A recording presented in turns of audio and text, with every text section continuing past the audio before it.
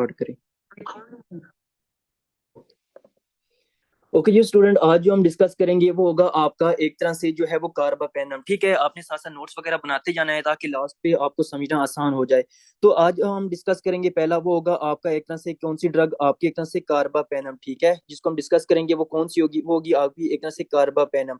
अब सबसे पहले आपने लिखना है कि यार ये जो कार्बापेनम होती है ना, ठीक है, ये आपकी एक तरह से इंजेक्टेबल फॉर्म में होती है। ठीक है, किसकी फॉर्म में होती है? आपकी इंजेक्टेबल फॉर्म में होती है। यानी कि ये जो आपकी कार्बापेनम की जितनी भी हम ड्रग्स पढ़ेंगे ना, ये आपकी इंजेक्शन की फॉर्म में होती हैं। यानी कि इनके इंजेक्शन आते हैं और ये हम एक तरह से आईवी या इंट्रामस्कुलर उसके इंजेक्शन लगाते हैं।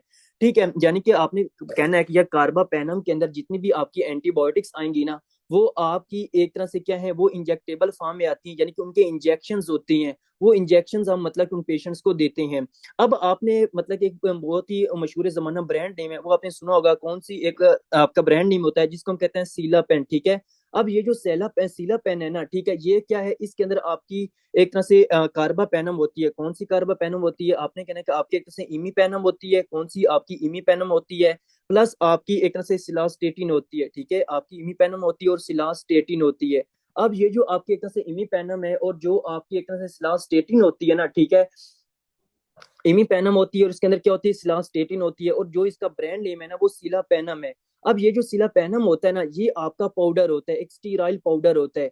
अब आपने देखा होगा कि अक्सर जो इंजेक्शन होते हैं ना, वो एक तो उसके साथ पाउडर होता है, ठीक है, और साथ उसका एक एम्प्यूल होता है। क्या होता है? आपका एक से एम्प्यूल होता है। अब उस एम्प्यूल के अंदर हम क्या करते हैं, उस एम्प्यूल के अंदर आपके एक से फ्लूइड होता है। अब उस एम्प्यूल के अंदर जो फ्लूइड होता है उसके साथ इस पाउडर को मिक्स किया जाता है, और मिक्स करने के बाद आप एक पेशेंट जो है उसको इंजेक्शन लगाया जाता है। ठीक है, तो आपका जो सिला पैनम होता है ना, इसके अंदर कौन सी कार्बा पैनम होती है? आपने कहना इमी पैनम होती है। अब इमी पैनम के साथ एक और होती है ड्रग जिसको हम कहते हैं स्लास्टेटिन। अब स्लास्टेटिन का क्या मतलब कि रूल है, वो अभी हम पढ़ेंगे। तो ये आपने सबसे पहले कहना है कि आपकी जो कार्बा पैनम होती है वो आपकी इंजेक्टेबल फॉर्म में होती है। एक मतलब कि ब्रांड नेम आपने याद रखना है सीला पैनम के नाम से, जो कि स्टीराइल पाउडर होता है, और उसको एम्प्यूल के अंदर जो फ्लूइड होता है उसके साथ मिक्स करके पेशेंट को लगाया जाता है। और इस सिला पैनम के अंदर जो फार्मूला होता है वो आपके एक इमी पैनम और आपकी सिलास्टेटिन होता है। ठीक है, ये आपने याद रखना है। फिर आपने करना है कि यार ये जो कार्बा पैनम होती है, क्या ये रीनल इनसफिशिएंसी के अंदर एक तरह से हम दे सकते हैं या नहीं दे सकते? तो आपने कहना है कि अगर आपके पास एक पेशेंट है जिसको किडनी का मसला है, ठीक है, जिसको गुर्दों का मसला है, तो आपने क्या करना है, उसके अंदर एक तरह से डोज एडजस्टमेंट करनी है। ठीक है, यानी कि क्या करना है, आपने कहना है dose adjustment in the patient with the renal insufficiency. ठीक है, यानी कि अगर एक पेशेंट आपके पास आता है, उसको क्या है, एक तरह से गुर्दों का मसला है, उसको रीनल इनसफिशिएंसी है, तो आपने उसके अंदर क्या करनी है, डोज एडजस्टमेंट करनी है। डोज एडजस्टमेंट का क्या मतलब होता है, यानी कि आपने इस पेशेंट के अंदर एक तरह से फॉर एग्जाम्पल उसके अंदर एक तरह से मतलब कि उसका जो किडनी है ना वो बहुत ज्यादा डैमेज है। ठीक है, उसका जो क्रेटिन लेवल है वो बहुत ज्यादा हाई है, और उसको एक तरह से सीकेडी है। ठीक है, यानी कि उसको क्रोनिक किडनी डिजीज है। तो आपने इसके अंदर क्या करना है, आपने एक तरह से इसके अंदर जनाब ये जो ड्रग होती है ना, ये कॉन्ट्रा इंडिकेटेड है, यानी कि ये नहीं देनी।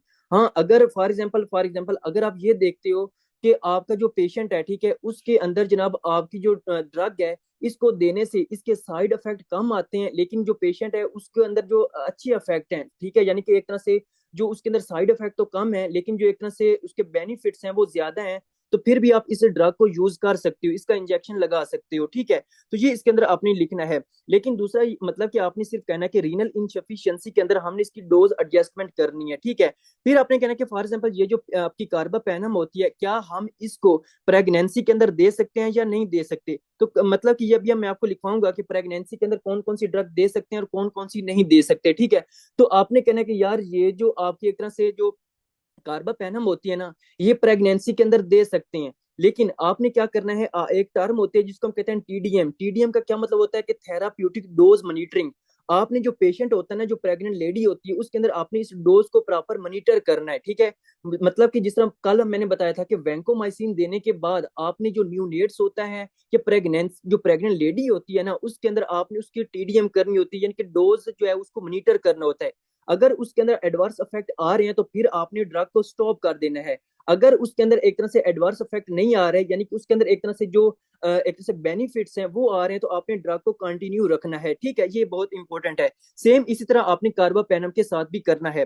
फिर आपने कहना है कि एक तरह से ये जो कार्बापेनम होती है ना, इसके अंदर हमने एक ड्रग पढ़ी है पढ़नी है अभी, उसको हम कहते हैं इमीपेनम। अब कल मैंने आपको कुछ ड्रग्स लिखवाई थी, जिनमें से कुछ ड्रग जो थी वो आपको सीजर्स करवाती थी। फॉर एग्जाम्पल एक पेशेंट है, वो मतलब कि एंटीबायोटिक्स लेता है और उसको सीजर हो जाते थे, तो मैंने लिखवाया था आपको इमीपेनम।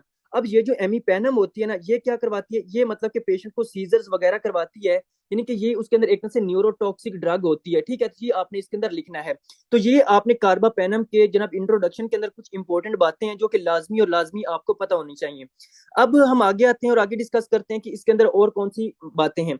आपने सबसे पहले लिखना है कि यार ये जो आपकी कार्बापेनम होती है ना, ये आपकी बीटा लैक्टम एंटीबायोटिक्स होती हैं। कौन सी? आपकी एक तरह से बीटा लैक्टम एंटीबायोटिक्स होती हैं। यानी कि ये इसके अंदर क्या होता है कि आपके एक से बीटा लैक्टम रिंग होती है। ठीक है, ये इसके अंदर आपने लिखना है। टीडीएम का मतलब होता है थेराप्यूटिक डोज मॉनिटरिंग। ठीक है, यानी कि आपने लिखना है कि आपके एक तरह से थेराप्यूटिक, ठीक है, थेराप्यूटिक डोज मॉनिटरिंग। ठीक है, यानी कि आपने जो पेशेंट होता है ना, उसके अंदर डोज होती है उसको प्रॉपर मॉनिटर करना है। ठीक है, कि यानी कि अगर ये आपके सीरम के अंदर अकोमुलेट तो नहीं हो रही, ये सारी आपके सीरम के अंदर इकट्ठी तो नहीं हो रही, या आपके एक तरह से किसी और जो टिश्यू है उसके अंदर अकोमुलेट तो नहीं हो रही, या पेशेंट को ज्यादा एडवर्स इफेक्ट तो नहीं आ रही। तो ये सारी चीजें आपने टीडीएम के अंदर देखना होती है। ठीक है, तो आपने लिखना है कि यार ये जो कार्बापेनम होती है ना, ये आपकी क्या होती है, ये बीटा लैक्टम एंटीबायोटिक्स होती हैं। ठीक है, फिर आपने कहना है कि कार्बापेनम क्या है, ये आपकी बीटा लैक्टम एंटीबायोटिक्स हैं, और ये आपकी सेल वाल सिंथेसिस इनिबिटर्स हैं। क्या है? ये आपकी सेल वाल सिंथेसिस इनिबिटर्स हैं। ये आपको पता होना चाहिए इसके इंट्रोडक्शन के अंदर। और दूसरा सबसे इंपॉर्टेंट बात, आपने लिखना है कि यार ये जो कार्बापेनम होती हैं ये किसके खिलाफ एक्टिव होती हैं। ठीक है, यानी कि किस एक्टिव अगेंस्ट, यानी कि कौन कौन से ऐसे पैथोजिन है जिनके खिलाफ ये एक्टिव होती हैं। तो कल हमने पढ़ा था कि यार जो आपकी वैंकोमाइसिन है ना, वैंकोमाइसिन आपकी सिर्फ और सिर्फ ग्राम पॉजिटिव बैक्टीरिया के खिलाफ एक्टिव है, जबकि वो ग्राम नेगेटिव के खिलाफ एक्टिव नहीं है। ठीक है, उसकी रीजन मैंने आपको बताई थी। फिर हम उसको एक तरह से आईवी भी देते हैं, ओरल भी देते हैं, ये सारी चीजें मैंने आपको बताई थी उसकी मतलब के एक्सप्लेनेशन के साथ। तो आपने कहना कि यार ये जो आपकी एक तरह से कार्बापेनम होते हैं ये कौन से पैथोजन के खिलाफ एक्टिव है। तो आपने कहना जितने भी आपके ग्राम पॉजिटिव बैक्टीरिया होते हैं, ठीक है, यानी कि जो ग्राम पॉजिटिव बैक्टीरिया हैं और जो आपके एक तरह से ग्राम नेगेटिव बैक्टीरिया हैं, उनके खिलाफ ये एक्टिव है। ठीक है, क्योंकि हमने पढ़ा था कि यार जो आपका सूडोमोनास है ना, ठीक है, जो सूडोमोनास होता है ना, ये बहुत ही इंपॉर्टेंट और बहुत ही डेंजरस बैक्टीरिया होता है। फॉर एग्जाम्पल कोई भी फीमेल होती है ना, ठीक है, उसको एक तरह से फीमेल जो प्रेग्नेंट लेडी है, ठीक है, उसको ये सूडोमोनास जो है ये अटैक कर सकता है। या एक डायबिटीज मिलाइटस का पेशेंट आता है, उसको ज्यादा से ज्यादा सूडोमोनास जो है वो अटैक कर सकता है।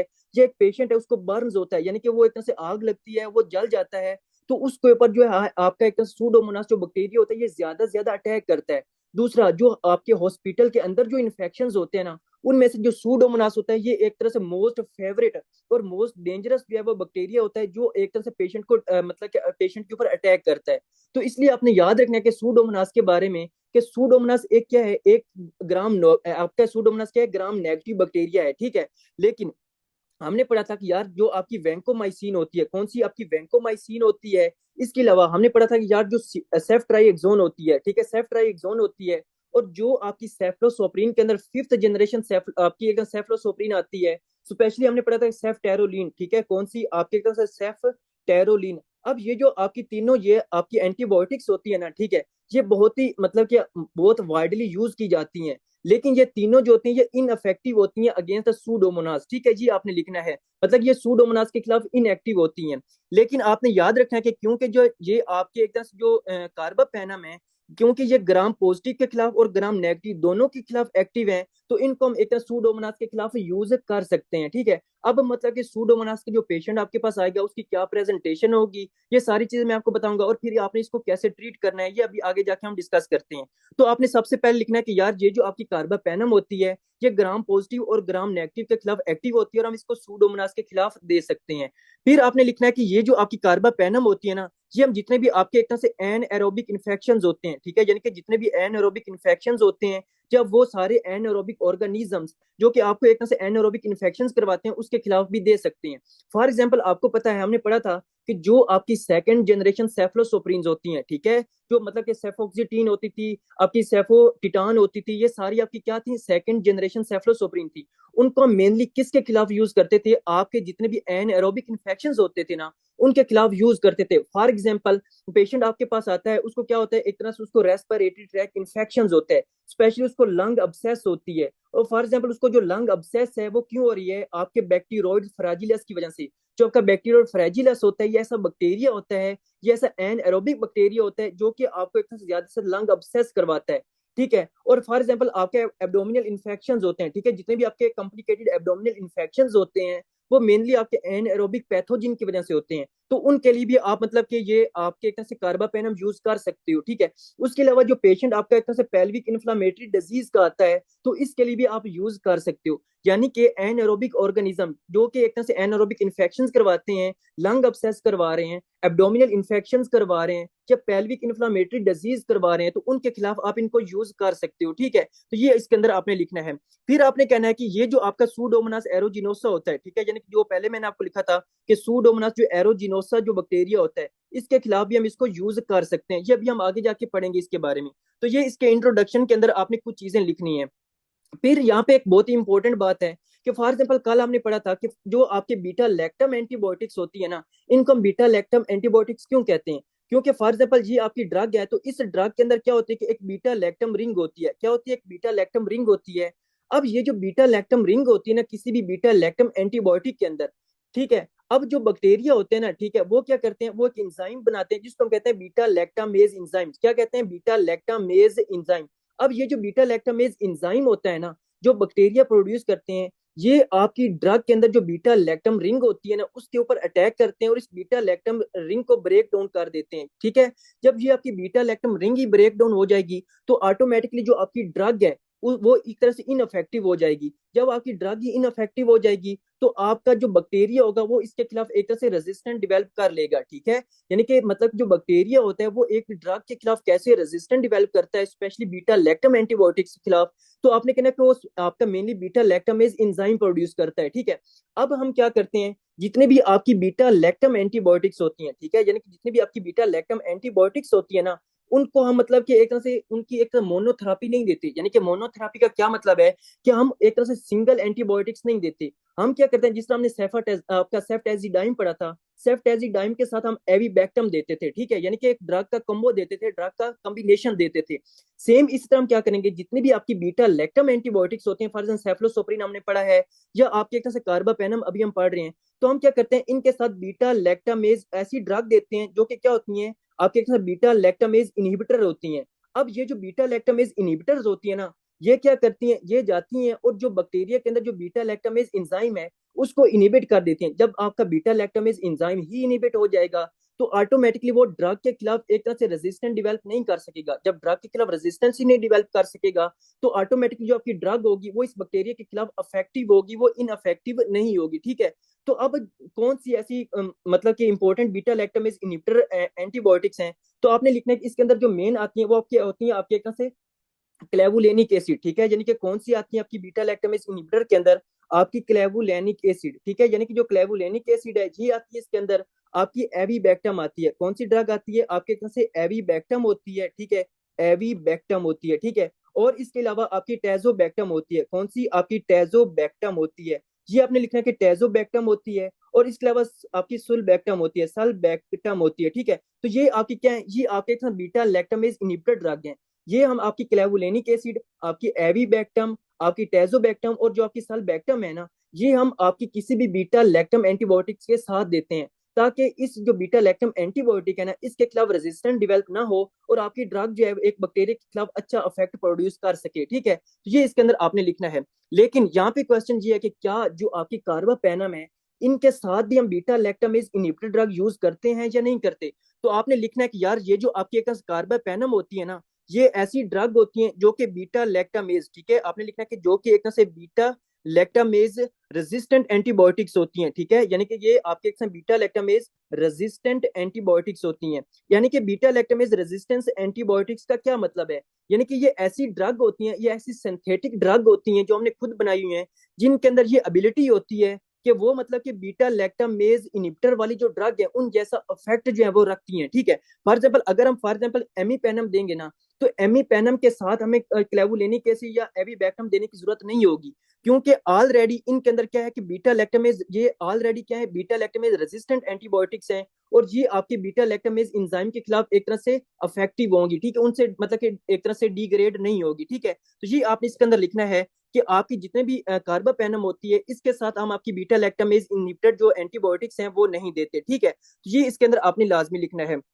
अब हम आते हैं कि आपकी जो कार्बापेनम होती है इसके अंदर कौन कौन सी इंपॉर्टेंट एंटीबायोटिक्स आती हैं। तो आपने कहना कि आपकी एक तरह से इमीपेनम होती है, कौन सी आपकी एक तरह से ड्रग होती है जिसको हम कहते हैं इमीपेनम होती है। और इसके अलावा आपकी कौन सी होती है, आपने कहना आपकी मीरोपेनम होती है, कौन सी आपकी एक तरह से मीरोपेनम होती है। और आपकी डोरीपेनम, ठीक है, इमीपेनम होती है, मीरोपेनम आपकी डोरीपेनम होती है। और फिर आपने कहना कि आपकी एक तरह से इर्टापेनम होती है, कौन सी आपकी एक तरह से इर्टापेनम होती है। तो ये चार आपकी मोस्ट इंपॉर्टेंट ऐसी कार्बापेनम है जो आपने लाजमी नोट करनी है।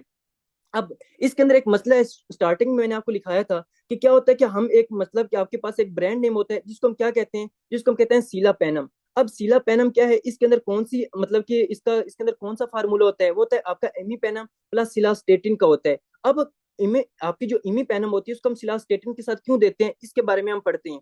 तो आपने याद रखना है कि जितने भी हमने पहले डिस्कस किया था कि आपकी जितनी भी जो कार्बापेनम होती है ना, इसके इंजेक्शन मौजूद होते हैं, यानी कि या तो हम इसको आईवी लगाते हैं या इंट्रामस्कुलर लगाते हैं। तो जब भी हम क्या करेंगे, आपकी जो स्पेशली आपकी आईवी इमीपेनम है, ठीक है, जो आपकी एक तरह से इमीपेनम है, जब हम इसको आईवी लगाएंगे, जब हम इसका इंजेक्शन लगाएंगे, तो ये फौरन से सीधी आपकी ब्लड के थ्रू आपके किडनी के पास पहुंच जाएगी। जब ये आपके किडनी के पास पहुंच जाती है ना, तो किडनी की जो पीसीटी होते हैं, यानी जो प्रोक्सिमल कन्वोल्यूटेड ट्यूब्यूल्स होते हैं, उनके अंदर एक इंजाइम होता है। और इस इंजाइम को क्या कहते हैं, उस इंजाइम को कहते हैं डीहाइड्रोपेप्टिडेज, ठीक है, यानी कि उस इंजाइम को क्या कहते हैं, डीहाइड्रोपेप्टिडेज, ठीक है, डीहाइड्रोपेप्टिडेज इंजाइम होता है।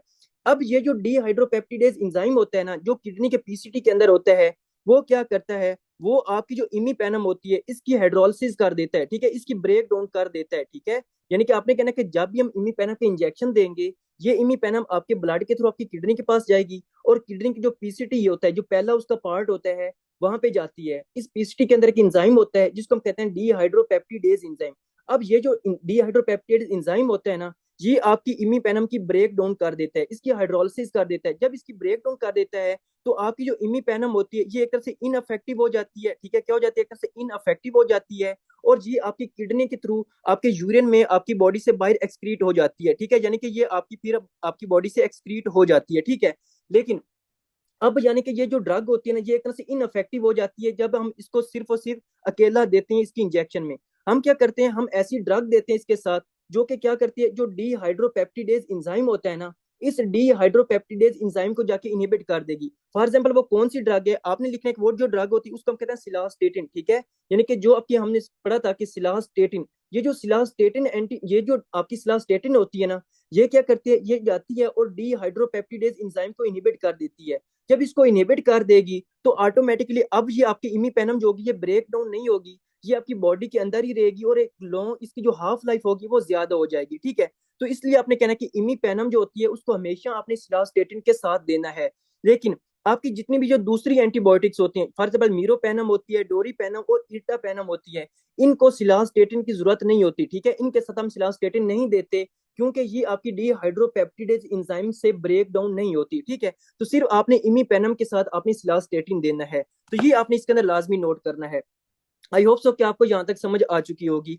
अब इसके अंदर हम मेनली पढ़ते हैं कि यार ये जो आपके जैसे कार्बापेनम होती है ना, ये हम किसके खिलाफ यूज करते हैं, यानी कि इसके यूजेस क्या हैं। तो आपने कहना है कि सबसे पहले आप जितने भी नोजोकोमियल इन्फेक्शन होते हैं, ठीक है, यानी कि नोजोकोमियल इन्फेक्शन होते हैं। नोजोकोमियल इन्फेक्शन का क्या मतलब होता है कि यानी कि वो सारे इन्फेक्शन जो आपके एक तरह से हॉस्पिटल अक्वायर्ड होते हैं। फॉर एग्जाम्पल एक पेशेंट है, वो इमरजेंसी रूम के अंदर जो है वो एडमिट है, तो उसको कोई ना कोई इन्फेक्शन हो जाता है किसी बैक्टीरिया की वजह से, तो उसको हम क्या कहते हैं, उसको हम नोजोकोमियल इन्फेक्शन कहते हैं। जिस तरह मैंने आपको कहा था कि यार जो जो आपका सूडोमोनास होता है ना, ये सूडोमोनास आपका जो है वो मोस्ट इंपॉर्टेंट नोजोकोमियल इन्फेक्शन होता है, ठीक है।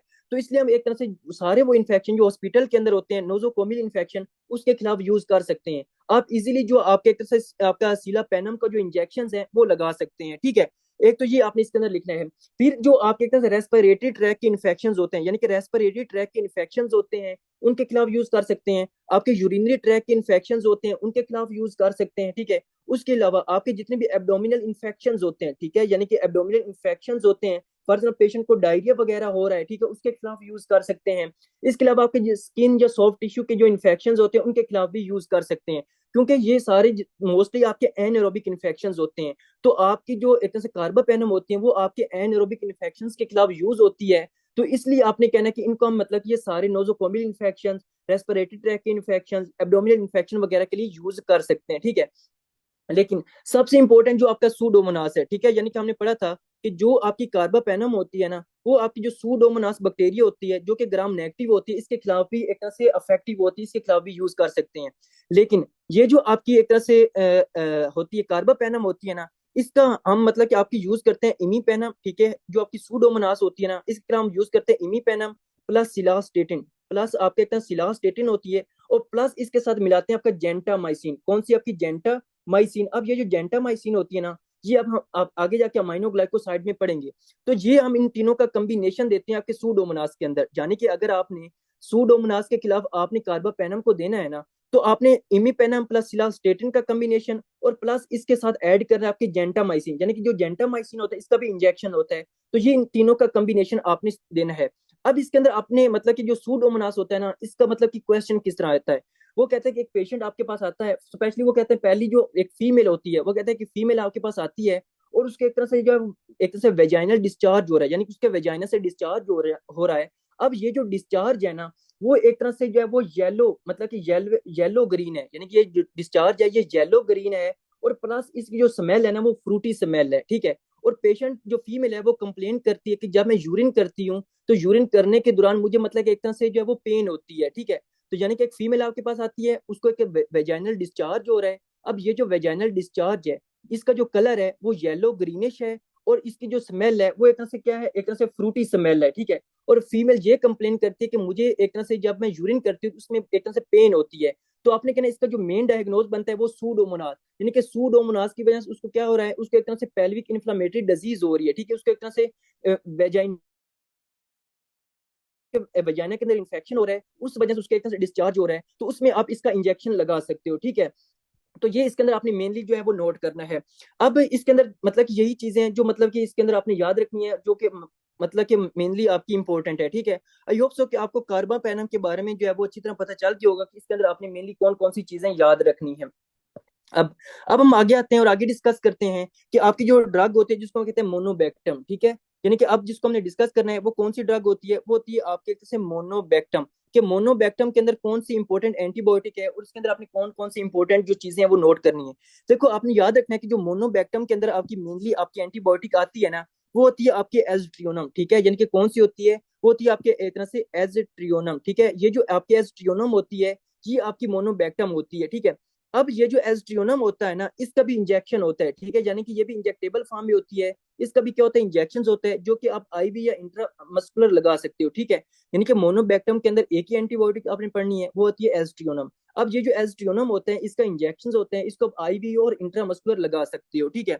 अब ये जो आपकी मोनोबैक्टम होती है ना, इसके अंदर कौन सी इंपॉर्टेंट चीजें आपने याद रखनी है। सबसे पहली जो बात आपने नोट करनी है ना, कोई भी आपके पास पेशेंट आता है, ठीक है, यानी कि कोई भी आपके पास एक पेशेंट आता है और उस पेशेंट को क्या है, उस पेशेंट को एक तरह से जो है वो कोई भी ऐसा इन्फेक्शन होता है जिसमें आपने उसको पेंसिलिन देनी है, कौन सी आपने पेंसिलिन देनी है, या फिर आप उसको एक तरह सेफ्लोसोप्रीन देनी है, कौन सी आपने उसको एक तरह से सेफ्लोसोप्रीन देनी है, या फिर आपने उसको एक तरह से कार्बापेनम देनी है, कौन सी आपने एक तरह से कार्बापेनम देनी है, ठीक है। ये बहुत ही इंपॉर्टेंट बात है कि कोई भी आपके पास एक पेशेंट आता है, ठीक है, उस पेशेंट को कोई भी ऐसे इन्फेक्शन होते हैं, कोई भी ऐसा बैक्टीरिया अटैक करता है, और उस बैक्टीरिया के अंदर जो है उसकी इंडिकेशन ये है कि हम उसको पेंसिलिन भी लगा सकते हैं, ठीक है, या फिर हम उसको एक तरह सेफ्लोसोप्रीन यानी कि हम उसको सेफ्ट्राइक्सोन भी दे सकते हैं, या हमने उसको एक तरह से कार्बापेनम देनी है। लेकिन मसला ये है कि हम ये ड्रग तीनों देना तो चाहते हैं, ठीक है, यानी कि ये उस बैक्टीरिया के खिलाफ मोस्ट इफेक्टिव है, ठीक है, इससे पेशेंट को बहुत ज्यादा रिलीफ भी होगा, हम तीनों देना तो चाहते हैं। लेकिन मसला ये है कि जो पेशेंट है ना, वो इन तीनों एंटीबायोटिक्स के खिलाफ एलर्जिक है, यानी कि जो पेशेंट है इन तीनों एंटीबायोटिक्स के खिलाफ जो है एक तरह से एलर्जिक है, वो उसको इन तीनों एंटीबायोटिक्स से एलर्जी है, ठीक है। या फिर ये तीनों जो आपकी एंटीबायोटिक्स होती है ना, ये क्या करवाती हैं, ये अगर हम इसको हाई डोज पे लेंगे तो ये रीनल टॉक्सिसिटी करवा देती हैं, ठीक है। यानी कि पेशेंट आपके पास आता है, ठीक है, उसको पेंसिलिन सेफ्लोसोप्रीन और कार्बापेनम से एक तो एलर्जी है, दूसरा उस पेशेंट के अंदर जो है वो किडनी का मसला है, उसके अंदर पहले भी किडनी का कोई ना कोई मसला है, और ये तीनों एंटीबायोटिक्स देने से उस पेशेंट के अंदर और ज्यादा रीनल टॉक्सिसिटी हो जाती है। तो फिर आपने कोई ऐसी एंटीबायोटिक चूज करनी है कि जिसका जो इफेक्ट है वो इन तीनों जैसा हो, यानी कि इन तीनों जैसा हो, यानी कि वो इन तीनों जैसों बैक्टीरिया का इफेक्ट क्रिएट करके उस बैक्टीरिया को किल करे, और लेकिन जो पेशेंट है वो एलर्जी, उसको एलर्जी भी ना हो, और वो पेशेंट जब वो रीनल टॉक्सिसिटी से भी बच सके, तो आपने जो एंटीबायोटिक चूज करनी है ना, वो एस्ट्रियोनम का इंजेक्शन होता है, ठीक है। कौन सा होता है आपके, एक से एस्ट्रियोनम का इंजेक्शन आपने चूज करना है, ठीक है। आई होप सो कि आपको इसके बारे में जो इंपॉर्टेंट बात थी आपके लिपन कोड के ऊपर जो लिखी हुई है वो आपको पता चल गया होगा। अब इसके अंदर और चीज, मतलब कि कोई जो 2 से 3 इंपॉर्टेंट बातें हैं वो आपने लिखनी है कि आपने कहना यार ये जो मोनोबैक्टम यानी कि एस्ट्रियोनम होता है ना, ये आपकी सिंथेटिक बीटा लैक्टम एंटीबायोटिक होती है। यानी कि सिंथेटिक का क्या मतलब होता है कि यानी कि हमने खुद से ही बनाई हुई है, यानी कि ये एक तरह फंगस वगैरह से ड्राइव नहीं हुई। तो आपने कहना ये सिंथेटिक बीटा लैक्टम एंटीबायोटिक्स हैं, ठीक है। अब जितने भी आपकी जो ऐसी ड्रग होती है ना, ऐसी एंटीबायोटिक्स होती है जो फंगस से हम ड्राइव करते हैं, फॉर एग्जाम्पल पेंसिलिन हो गई, या फिर आपकी एक तरह से जो है वो सेफ्लोसोप्रीन होगी, ये ऐसी एंटीबॉडीज होती हैं जो जिनका चांसेस होते हैं कि पेशेंट इनके खिलाफ एलर्जी डेवलप कर ले, यानी कि पेशेंट के अंदर एक तरह से मतलब उसको एलर्जिक रिएक्शन हो जाए। लेकिन ये जो आपकी एस्ट्रियोनम होती है ना, ये सिंथेटिक बीटा लैक्टम एंटीबायोटिक्स है, ठीक है। तो इसलिए जो पेशेंट होता है ना, वो इनके खिलाफ एलर्जी, एक तरह से उसको एलर्जी वगैरह नहीं होती, ठीक है। ये इसके अंदर आपने लिखना है। फिर आपने कहना है कि ये जो आपकी मोनोबैक्टम होती है ना, ये सिर्फ और सिर्फ आपके जितने भी ग्राम नेगेटिव बैक्टीरिया होते हैं, ठीक है, जो ग्राम नेगेटिव बैक्टीरिया होते हैं उनके खिलाफ एक्टिव होती है। लेकिन कल हमने पढ़ा था यार, जो आपकी वैंकोमाइसिन होती है ना, वो सिर्फ और सिर्फ ग्राम पॉजिटिव के खिलाफ एक्टिव होती है। और वो मतलब कहते हैं ग्राम पॉजिटिव के खिलाफ क्यों एक्टिव होती है, वो मैंने आपको बताया था, उसकी रीजन भी बताई थी। लेकिन ये जो आपकी एक तरह से होती है दूसरी एस्ट्रियोनम होती है, ये आपकी सिर्फ और सिर्फ जो ग्राम नेगेटिव बैक्टीरिया होते हैं उसके खिलाफ एक तरह से एक्टिव होती है, अफेक्टिव होती है, ठीक है। स्पेशली जो आपका सूडोमोनास होता है, ठीक है, जो आपका सूडोमोनास होता है इसके मतलब के खिलाफ हम मेनली इसको यूज कर रहे हैं, क्योंकि ये सूडोमोनास मोस्ट डेंजरस बैक्टीरिया भी है, और ये मतलब कि एक तरह से ग्राम नेगेटिव भी है, तो उसमें आप एस्ट्रियोनम यूज कर सकते हो। फिर इसके अलावा मतलब कि जो आपकी एस्ट्रियोनम होती है, इसमें आपने मेनली यही चीजें नोट करनी है कि मतलब कि एस्ट्रियोनम में जो होती है ये आपकी एक तरह से मोनोबैक्टम में आती है, ये सिंथेटिक बीटा लैक्टम है, ये सिर्फ और सिर्फ ग्राम नेगेटिव के खिलाफ यूज करते हैं, ठीक है। और ये मतलब कि सूडोमोनास के खिलाफ मेनली यूज होती है आपकी। और कोई भी ऐसा पेशेंट है जिसको पेंसिलिन, आपकी सेफ्लोसोप्रीन या कार्बापेनम से एलर्जी है, ठीक है, जो रीनल टॉक्सिसिटी हो सकती है, लेकिन आप मतलब कि कुछ ऐसी एंटीबायोटिक देना चाहते हो जिससे पेशेंट को ये दोनों इफेक्ट ना क्रिएट हो, तो आपने एस्ट्रियोनम का इंजेक्शन लगाना है, ठीक है। आई होप सो कि इस एस्ट्रियोनम की जो इंपॉर्टेंस है वो आपको समझ आ चुकी होगी। अब हमने जिसको डिस्कस करना है वो होता है आपकी पॉलीमिक्सिन, ठीक है। हमने कल भी मतलब कि मैंने आपको नोट करवाया था कि जो आपकी मोस्ट नेफ्रोटॉक्सिक ड्रग्स होती है ना, उनमें अमाइनोग्लाइकोसाइड्स भी आता है, और उनमें मैंने आपको पॉलीमिक्सिन भी लिखवाई थी। अब पॉलीमिक्सिन में कौन सी एंटीबायोटिक है जो ज्यादा से ज्यादा आपकी नेफ्रोटॉक्सिक है, वो अभी हम लिखते हैं। तो सबसे अब जो हम तीसरी एक तरह से एंटीबायोटिक जिसको हम डिस्कस करेंगे वो कौन सी होगी, वो होती है आपकी एक तरह से पॉलीमिक्सिन। के पॉलीमिक्सिन क्या होती है, देखो आपने नोट करना है कि जो पॉलीमिक्सिन होती है ना, ये आपकी 2 तरह की होती है। फॉर एग्जाम्पल आपकी एक तरह से पॉलीमिक्सिन बी होती है, ठीक है, यानी कि आपकी एक तरह से पॉलीमिक्सिन बी होती है, और आपकी एक तरह से पॉलीमिक्सिन, ठीक है, आपकी एक तरह से पॉलीमिक्सिन ई होती है, ठीक है। यानी कि पॉलीमिक्सिन के अंदर 2 आती हैं, आपकी पॉलीमिक्सिन बी होती है और आपकी पॉलीमिक्सिन ई होती है। जो आपकी पॉलीमिक्सिन ई होती है ना, इसका जो दूसरा नाम होता है उसको हम कहते हैं आपकी कोलिस्टिन, ठीक है, यानी कि इसको हम क्या कहते हैं, आपकी कोलिस्टिन कहते हैं। अब मतलब कि पॉलीमिक्सिन में बी है और पॉलीमिक्सिन ई है, पॉलीमिक्सिन ई जो होती है ना, इसको हम क्या कहते हैं, इसको हम कहते हैं आपके एक तरह से कोलिस्टिन कहते हैं, ठीक है। ये इसके अंदर आपने लिखना है। अब जो आपकी पॉलीमिक्सिन बी होती है ना, ठीक है, जो आपकी एक तरह से पॉलीमिक्सिन बी होती है, अब ये जो आपकी पॉलीमिक्सिन बी है इसको आपने याद रखना है कि ये आपकी ऑइंटमेंट फॉर्म में होती है, ठीक है। यानी कि आपकी एक तरह से किस में होती है, आपकी ऑइंटमेंट फॉर्म में होती है, यानी कि जो आपकी क्रीम वगैरह होती है जो मतलब सुपरफिशियली लगाते हो, उसमें ये उस फॉर्म में ये एक तरह से अवेलेबल होती है, ठीक है। तो ये आपने लिखना है। अब स्पेशली हमारे पास एक एंटीबायोटिक होती है जिसको हम कहते हैं आपकी एक तरह से ट्रिपल एंटीबायोटिक थेरापी, ठीक है, यानी कि एक मतलब कि ऑइंटमेंट होती है जिसको हम कहते हैं एक तरह से ट्रिपल एंटीबायोटिक ऑइंटमेंट। क्या कहते हैं, आपकी ट्रिपल एंटीबायोटिक ऑइंटमेंट। अब ये जो ट्रिपल एंटीबायोटिक ऑइंटमेंट होती है ना, ठीक है, इसके अंदर आपकी मेनली 3 एंटीबायोटिक्स होती हैं। कौन कौन सी, एक होती है आपकी पॉलीमिक्सिन बी, ठीक है, कौन सी होती है, आपकी पॉलीमिक्सिन बी होती है। इसके अलावा आपकी बेसीट्रेसिन होती है, ठीक है, इसको हम आगे जाके पढ़ेंगे। आपकी होती है बेसीट्रेसिन होती है, ठीक है, कौन सी होती है, बेसीट्रेसिन होती है। प्लस आपकी होती है न्यूमाइसिन, ठीक है, यानी कि न्यू माइसिन होती है, ठीक है, न्यू माइसिन होती है। यानी कि जो आपने मतलब कि एक सुना भी होगा एक ऑइंटमेंट के बारे में जिसको हम कहते हैं आपकी क्या, माइसी ट्रेसिन, ठीक है, किस ब्रांड नेम के साथ आती है, आपकी होती है मैसी ट्रेसिन। अब ये जो मैसी ट्रेसिन होती है ना, ये ऐसी ऑइंटमेंट होती है, ये ऐसी क्रीम होती है जिसके अंदर 3 एंटीबायोटिक्स होती हैं। कौन कौन सी, आपकी होती है एक पॉलीमिक्सिन बी होती है, आपकी बेसी ट्रेसिन होती है और न्यू माइसिन होती है। अब ये जो ऑइंटमेंट होती है हम किसके लिए मेनली यूज करते हैं, यानी कि ये जितने भी आपके स्क्रैप्स होते हैं, ठीक है, यानी कि फॉर एग्जाम्पल आपकी स्किन के ऊपर कोई ना कोई जख्म वगैरह हो गया तो उसके लिए आप यूज कर सकते हैं, या कोई ना कोई कट वगैरह आ गया, ठीक है, कट्स के लिए यूज कर सकते हैं, या एक स्किन जो है वो जल गया, बर्न्स है, तो उसके लिए मतलब कि आपकी एक तरह से एंटीबायोटिक जो है, यानी कि जो एक क्रीम है वो हम यूज कर सकते हैं। आपने लिखना है कि यार ये जो पॉलीमिक्सिन बी होते हैं ना, ये ऑइंटमेंट फॉर्म में होते हैं, ये टॉपिकली यूज होती है, ठीक है। इसका जो ब्रांड नेम आपने याद रखना है वो होती है मैसीट्रेसिन। मैसीट्रेसिन में 3 एंटीबायोटिक्स होती हैं, कौन सी?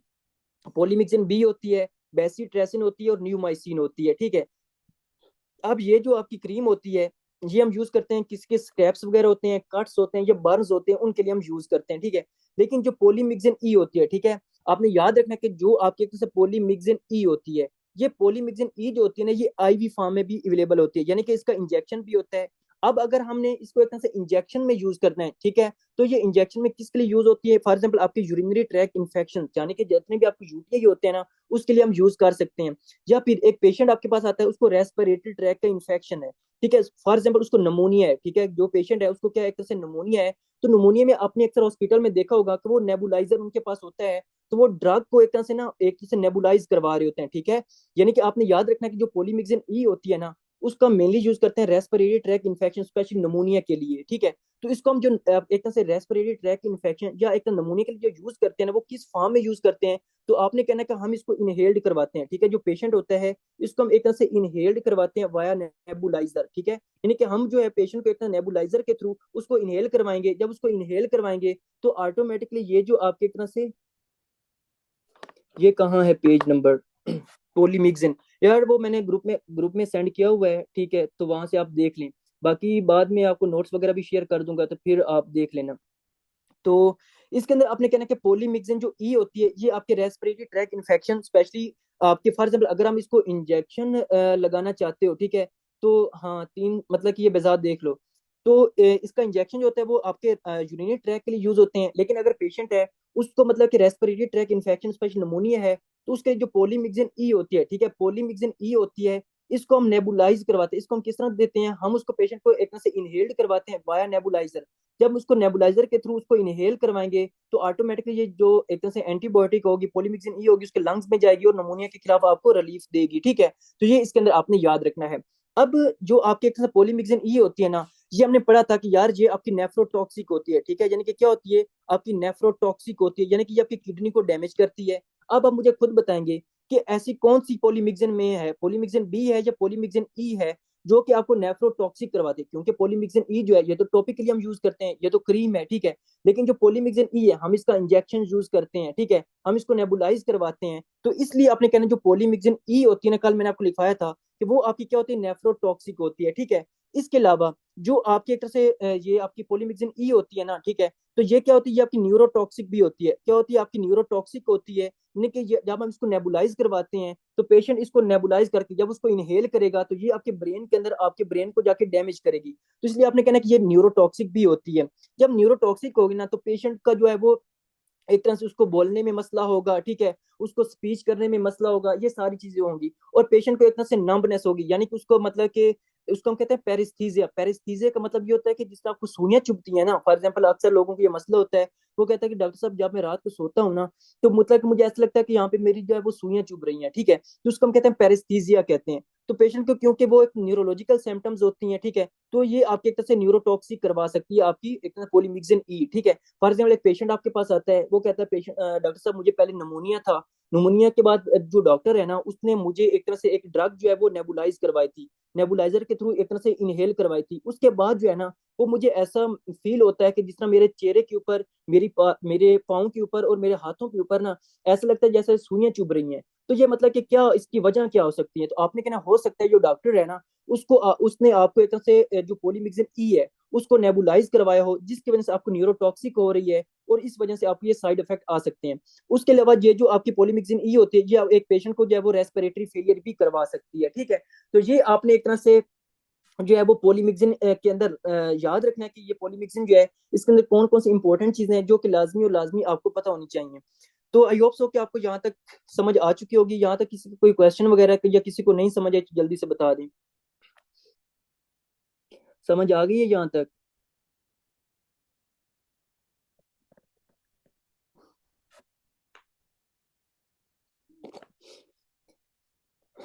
सही। तो ठीक हो गया। अच्छा अभी ना आपने ना ब्रांड नेम किसका,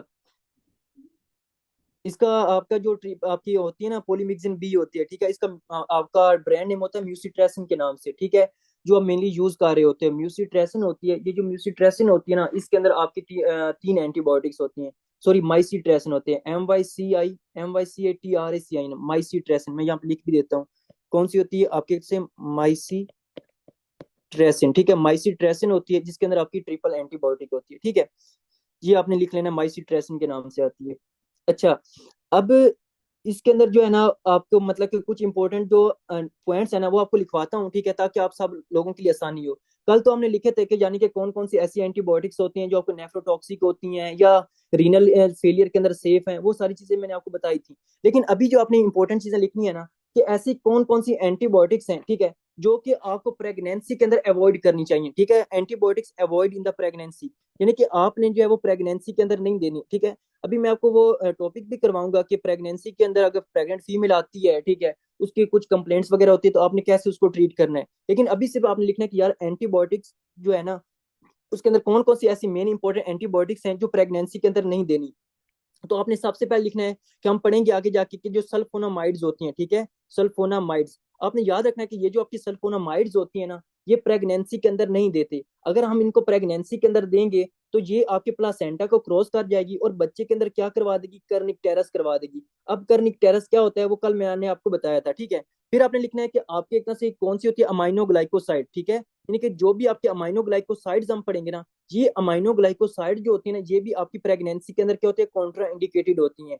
अगर हम इनको प्रेगनेंसी के अंदर देंगे ना तो ये क्या करवाती हैं आपको, मैंने कल भी आपको लिखाया था कि ऐसी कौन कौन सी एंटीबायोटिक्स होती हैं जो ऑटोटॉक्सिक होती हैं, जो कि आपके जो कान के अंदर जो हेयर सेल्स होते हैं उन हेयर सेल को डैमेज करते हैं और आपको एक तरह से ऑटोटॉक्सिक करवा देती हैं। तो आपने कहना कि ये क्या करवाती हैं, ये आपके एक तरह से ऑटोटॉक्सिसिटी होती है, ठीक है। तो अगर पेशेंट के अंदर अगर नेफ्रोटॉक्सिसिटी हो जाए ना तो वो रिवर्सिबल होती है, उसको हम रिवर्स कर सकते हैं। लेकिन अगर उसके अंदर हेयर सेल डैमेज हो चुके हैं और उसको ऑटोटॉक्सिसिटी हो चुकी है तो वो एक तरह से इरिवर्सिबल है, ठीक है। तो ये इसके अंदर आपने याद रखना है।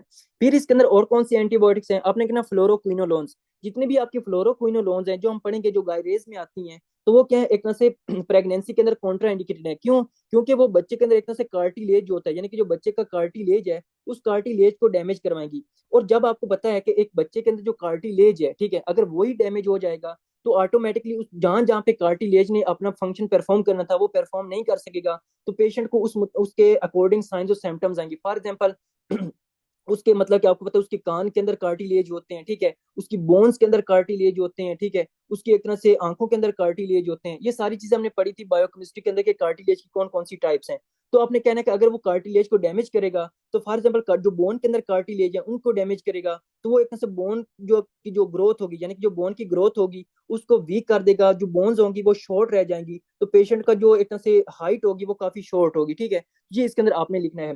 फिर इसके अंदर जो आपकी एक तरह से आपने लिखना है जो आपकी मैक्रोलाइड्स होती है ना, ठीक है, यानी कि जो भी हम पढ़ेंगे मैक्रोलाइड्स, ये मैक्रोलाइड्स में कौन सी आती है, अजिथ्रोमाइसिन आपने पढ़ा होगा, ठीक है, अजिथ्रोमाइसिन है, अरिथ्रोमाइसिन है, क्लिथ्रोमाइसिन, क्लेथ्रोमाइसिन है, ठीक है, ये सारी आपकी किसमें आती है, मैक्रोलाइड्स के अंदर आती हैं। तो आपने याद रखना है जितनी भी मैक्रोलाइड्स है ना ये प्रेगनेंसी के अंदर सेफ है, ठीक है, यानी कि जो प्रेगनेंसी होती है इसके अंदर मैक्रोलाइड सेफ है। लेकिन एक ऐसी मैक्रोलाइड्स हैं जो प्रेगनेंसी के अंदर सेफ नहीं है, वो आपने लिखना है कि आपकी क्लेथ्रोमाइसिन है। कौन सी? आपकी जो क्लेथ्रोमाइसिन है ना ये आपकी प्रेगनेंसी के अंदर कॉन्ट्रा इंडिकेटेड है। क्यों? क्योंकि अगर हम इसको प्रेगनेंसी के अंदर देंगे ना तो ये प्लासेंटा के को क्रॉस करके आपका जो बेबी होगा उसको डैमेज करेगी, ठीक है। फॉर एग्जाम्पल उसके स्टोमक को डैमेज कर सकती है, ठीक है, यानी कि जितने भी उसके ऑर्गन्स होंगे ना उन ऑर्गन्स को एक तरह ऑर्गन की फॉर्मेशन सही तरह नहीं होने देगी, ठीक है। तो इसलिए आपने कहना कि ये क्या होती है आपके से एम्ब्रियो टॉक्सिक होती है, ठीक है, यानी कि जो बच्चा होता है उसको डैमेज करती है। फिर इसके अलावा आपने लिखना है कि जो आपकी टीट्रासाइक्लिन हम पढ़ेंगे, ठीक है, यानी कि जो टीट्रासाइक्लिन होती है ये, यानी कि जिसमें डॉक्सीसाइक्लिन वगैरह आती हैं, ये भी कॉन्ट्रा इंडिकेटेड है प्रेगनेंसी के अंदर। अब ये क्या करवाती हैं, क्योंकि आपने याद रखना है कि जो टीट्रासाइक्लिन होती है ना ये डिसकलरेशन ऑफ टीथ, यानी कि डिसकलरेशन ऑफ टीथ, यानी कि फॉर एग्जांपल अगर एक लंबे अरसे से जो प्रेग्नेंट फीमेल है ना अगर वो टीट्रासाइक्लिन ले रही है तो उसका जो बच्चा होगा ना, ठीक है, उसका जो टीथ होंगे उसके जो दांत होंगे उनका जो कलर होगा वो चेंज होगा। आपने अक्सर देखा होगा कुछ जो लोग होते हैं ना, कुछ मतलब कि अक्सर हमने अपने फेलोज भी देखे हैं, दोस्त भी हैं, उनके जो टीथ होते हैं उनका जो कलर होता है वो चेंज होता है, यानी कि बहुत येलो कलर का होता है या बहुत रेड कलर का होता है, आपने अक्सर देखा होगा। तो उनकी काफी जो हिस्ट्री होती है ना, उनकी जो फीमेल यानी कि या तो वो एक तरह से पहले टीट्रासाइक्लिन बहुत ज्यादा यूज करते रहे हैं, या प्रेगनेंसी के दौरान उनकी जो मदर है वो एक तरह टीट्रासाइक्लिन को यूज करती रही है, तो उनमें क्या हो जाए, एक तरह से जो टीथ होती है उनकी डिस्कलरेशन हो जाती है, ठीक है, ये इसके अंदर आपने लिखना है। फिर ये क्या करवाती है, जो बोन ग्रोथ, ठीक है, यानी कि जो एक तरह से बच्चे के अंदर जो बोन ग्रोथ होती है ना, उसको इनिबिट कर देती है, ठीक है। ये इसके अंदर टीट्रासाइक्लिन के बारे में आपको पता होना चाहिए। इसके अलावा आपने ये लिखना है कि जो आपकी एंटीवायरल ड्रग होती है जिसको हम कहते हैं राइबा वायरिन, ठीक है, ये हम एंटीवायरल भी पढ़ेंगे कि आपकी जो राइबा वायरिन होती है, ये राइबा वायरिन भी प्रेगनेंसी के अंदर कॉन्ट्रा इंडिकेटेड है। अगर हम प्रेगनेंसी के अंदर देंगे ना तो ये बच्चे को डैमेज करेगी। फर्ज है उसके अंदर होता है क्यूटिस अप्लेजिया। क्यूटिस अप्लेजिया में क्या होता है कि यानी कि उसका जो एक तरह से हेड की जो टॉप होती है ना, वहां पे एक तरह प्रॉपर स्किन नहीं बनती, ठीक है। तो ये मतलब कि हमने पढ़ा था उसके अंदर आपकी बायोकेम के अंदर भी, लेकिन फिर भी आपको पता होगा कि क्यूटिस अप्लेजिया क्या होता है, ठीक है। अब या फिर आपने पिक्चर देख लेनी है, क्योंकि पिक्चर अभी मैं आपको यहाँ पे नहीं दिखा सकता। क्यूटस अप्लेजिया में सिर्फ यही होता है कि जो उसके सर के ऊपर जो एक तरह से टॉप होती है ना उसकी हेड की, वहां पे एक तरह से उसकी स्किन वगैरह नहीं बनती, ठीक है। तो ये राइबा वायरेंट के बारे में आपने लिखना है। फिर आपके एक तरह से ग्रेसियोफुल्विन, ठीक है, यानी कि एक तरह से एंटी फंगल ड्रग हम पढ़ेंगे, एक तरह से ग्रेसियोफुल्विन। अब ये जो ग्रेसियोफुल्विन होती है ना, ये भी आपके सेम इस तरह आपके क्यूटस अप्लेजिया करवाती है, ठीक है, ये भी हम प्रेगनेंसी के अंदर नहीं देते।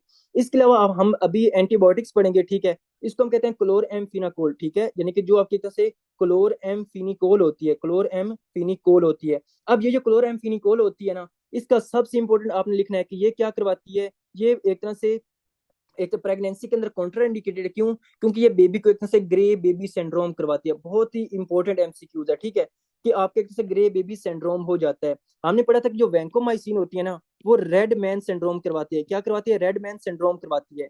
लेकिन जो क्लोर एम्फिनिकोल होती है ये क्यों करवाती है ये हम पढ़ेंगे। तो आपने सिर्फ ये लिखना है कि अगर हम प्रेगनेंसी के अंदर देंगे तो ये बेबी के अंदर ग्रे बेबी सिंड्रोम करवा देगी। तो ये बहुत ही इंपॉर्टेंट एमसीक्यू है जिसको आपने लाजमी और लाजमी नोट करना है, ठीक है। तो आई होप सो कि हाँ, जो आपकी एमियोड्रोन होती है ना, ठीक है, यानी कि जो हम एक तरह पढ़ेंगे आगे जाके, एमियोड्रोन होती है। ये जो आपकी एमियोड्रोन होती है ना, ये क्या करवाती है? ये आपको ब्लू बेबी सिंड्रोम करवाती है, ठीक है, यानी कि एक तरह से ब्लू बेबी सिंड्रोम, यानी कि जो बच्चा होता है उसका जो कलर होता है वो काफी नीला होता है, ब्लू बेबी सिंड्रोम। तो आपने याद रखना है कि जो क्लोर एम्फिनिकोल है ये ऐसी एंटीबायोटिक है जो ग्रे बेबी सिंड्रोम करवाती है। जो एमियोड्रोन है ये मतलब कि ये क्या है, ये मतलब कि ऐसी एंटी अरिथमिक है जो कि क्या करवाती है, ये ऐसी मतलब ऐसी मतलब ड्रग है जो कि आपके तरह से ब्लू बेबी सिंड्रोम करवाती है, ठीक है। फिर आपने जो वैंकोमाइसिन होती है ये आपको रेड मैन सिंड्रोम करवाती है। तो ये इनके तीनों के बारे में आपको पता होना चाहिए कि ब्लू बेबी सिंड्रोम, ग्रे और रेड मैन किस किस से होता है। तो आई होप सो कि आपको यहाँ तक पता चल गया होगा। लेकिन आपने याद रखना है कि हमने अभी कार्बापेनम भी पढ़ा है, ठीक है, वो दूसरी ड्रग्स भी पढ़ी हैं। तो आपने याद रखना जो मैक्रोलाइड्स होते हैं, ठीक है, जो मैक्रोलाइड्स होते हैं, ठीक है, लेकिन आपकी जो क्लेथ्रोमाइसिन होते हैं, क्लेथ्रोमाइसिन के अलावा जितने भी मैक्रोलाइड्स होते हैं वो प्रेगनेंसी के अंदर सेफ हैं। आपकी हमने पढ़ा है कि आपकी जो होती हैं आपकी सेफ्लोसोप्रीन, सेफ्लोसोप्रीन भी प्रेगनेंसी के अंदर सेफ है, ठीक है। जो पेंसिलिन होती है इसको भी आप प्रेगनेंसी के अंदर दे सकते हो। जो आपकी कार्बापेनम हमने पढ़ी है, ठीक है, ये एल्स्ट्रियोनम पढ़ी है, इसको भी आप प्रेगनेंसी के अंदर दे सकते हो, लेकिन आपने टीडीएम जो है इसको मतलब कि इसको मद्देनजर रख के, ठीक है। तो आई होप सो कि आपको पता चल गया होगा यहाँ तक। अब मुझे यहाँ तक बता दें कि किस किस को समझ नहीं आई और किसका कोई क्वेश्चन वगैरह है तो।